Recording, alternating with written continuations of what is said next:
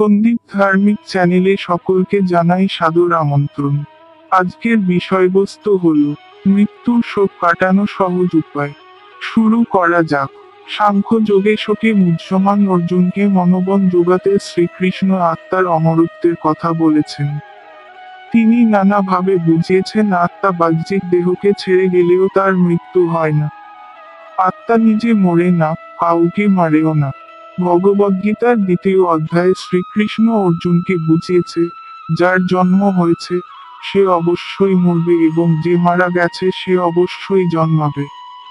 যে শ্লোকের প্রেক্ষিতে এই আলোচনা সেটি হল, যে জন্মায় তার মৃত্যু নিশ্চিত এবং যে মরে তার জন্ম নিশ্চিত।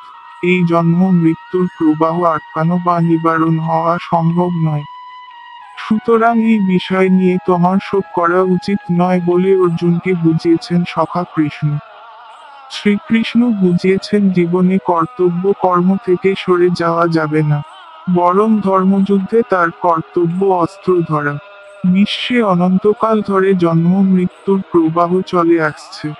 অনাদিকাল থেকে চলে আসছে এই প্রবাহ, অনন্তকাল চলতে থাকবে। এই দৃষ্টিতে দেখলে আর শোক করা উচিত নয়।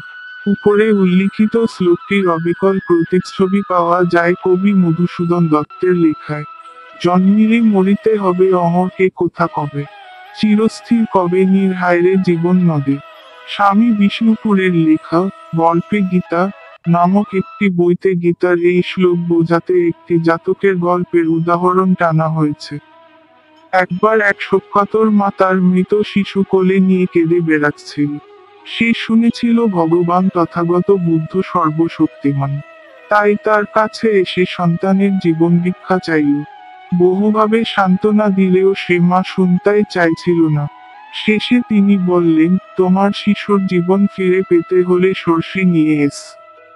এমন বাড়ি থেকে আনবে যে বাড়িতে আজ পর্যন্ত কারো মৃত্যু হয়নি, তবেই ওই সর্ষে কাজে লাগবে। কিন্তু হাজার খুঁজেও তেমন একখানি বাড়ি পাওয়া গেল না। তখন সে বুঝল, যা অনিবার্য সত্য তার জন্য আর দুঃখ করে লাভ কি। এইভাবে আত্মা এক দেহরূপ ত্যাগ হলে দেহটির মৃত্যু হয় এবং অন্য রূপ গ্রহণ করলে নতুন জন্ম হয়।